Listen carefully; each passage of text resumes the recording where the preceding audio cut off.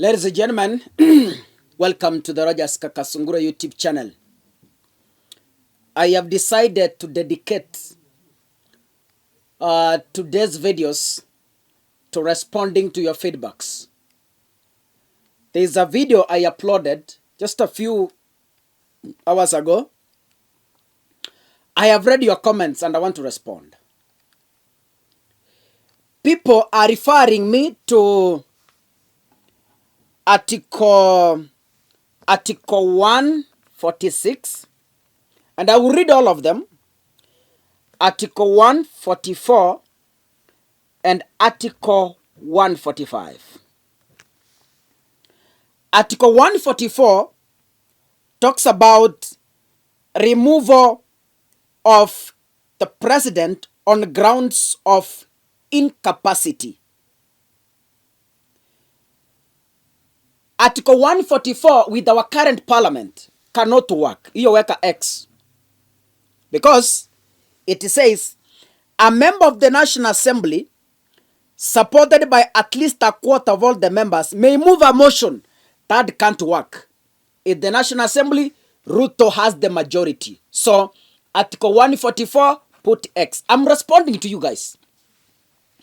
Let's move to Article 145. Article 145 of our Constitution, it's here. It talks about removal of president by impeachment. This one also must go to parliament. Put X. This one can't work. Ruto has the majority in parliament. We are only remaining with Article 146. That is the only weapon that we... I want us to reason logic. Nataka mutoe emotions kwa this issue. We are finding solutions, ladies and gentlemen. We have removed Article 144, Article 145. The only weapon Kenyans have, it is Article 146, which talks about vacancy in the office of the president. Twende pale. What does it say? Article 146, vacancy in the office of the president. What happens? You know, don't compare our Kenyan constitution with Uganda, Burkina Faso, Ethiopia. Our constitution is so different. So let us not compare our country with any other country because our constitution works so differently.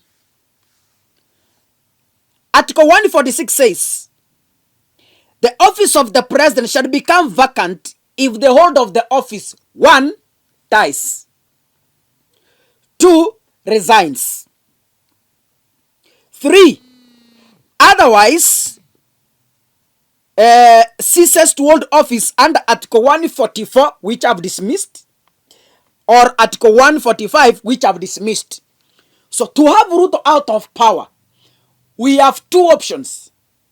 Either he naturally dies or he resigns.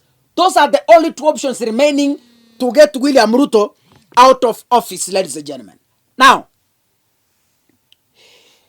if a vacancy occurs in the office of the president, constitutionally, what happens?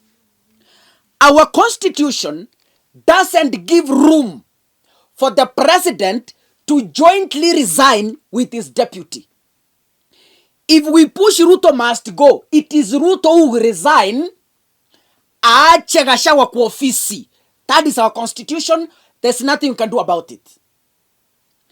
If Ruto chooses to die, for instance, sorry to use that term, and God forbid, I'm just explaining based on the constitution. If that happens, still Gachagua remains in office. There's something Kenyans are not understanding from the comments I read. As much as William Ruto, as much as the president and the deputy are jointly elected under one ticket during elections, when they step into office, the constitution treats them differently as different entities, as different people holding different offices. That is what the difference is. There are people who think that the way the president and the deputy are jointly elected, they can also jointly resign. They can't. The constitution has no such options. The way the president is jointly elected with the deputy, some people think they can jointly be impeached. Our constitution doesn't give those rooms. Tuko pamoja paka hapo. So, yes, we are saying Ruto must go. Ruto must go. I agree. And personally, I feel Ruto must go. But when Ruto has gone, the president can only resign, go home with his cabinet, but not the deputy. Unanipata? The constitution treats them differently. If Ruto resigns today, mukisema kwamba tunataka Ruto na serikali yake iende, the only government that Ruto can go home with is only the cabinet. The rest remains in office because they are constitutionally protected. Tuko pamoja paka hapo. Now, when we are pushing for Ruto's resignation, what are we doing? We are pushing Ruto to resign as Gachagua remains in office. If Ruto resigns, the constitution gives power to the deputy president to assume office for the remainder of the term. So if Ruto resigns today, Gachagua becomes the president. Tuko pamoja paka hapo. If Ruto dies today, God forbid, Gachagua automatically becomes the president. Then what shall we have done as Gen Zs? Tungeanza na Rigiji aende nyumbani kwanza. Either we force. So the protest we are doing today that Ruto must go, we tungeyafanya on Rigiji aende kwanza. Akisha aenda tukuje kwa Ruto. Because the constitution treats them differently. Tuseme Ruto must go. Gachagua ashatoka. Ruto akitoka, tunabaki na the Speaker of the National Assembly who takes over. And now, when IEBC is fully constituted, a fresh election is called. Tuko pamoja? Haya. Some of you were telling me, Kaka, we need fresh elections. Who will run that election? We have no IEBC. Who is conducting that election? We are staring at a crisis that we can't solve ourselves. Yes, today Ruto may decide to go home. Election itwe. Eh? Who runs that election?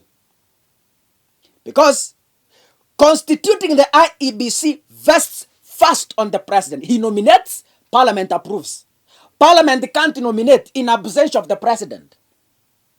So let us come together, understand, reason.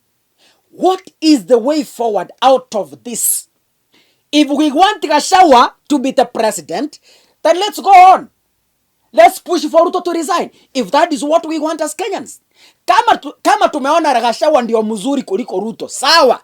Let us go on the streets. We push Ruto to resign. Ruto akisha resign, Gachagua automatically becomes the president. Personally, I don't see that Ruto is better than Gachagua or Gachagua is better than Ruto. The crisis we are in is so critical and dangerous, so that if we do not treat it with caution, tutazama wote. We have no IBC. Who will run the election? Ruto ameenda sawa, Gachagua ameenda, Wetangula amebaki kama president.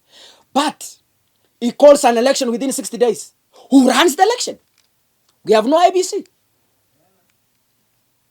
Anyway, I will keep reading your comments and responding. Let us keep engaging, and finally, we'll find an answer. God bless you, ladies and gentlemen. See you in the next video. Asanteni sana.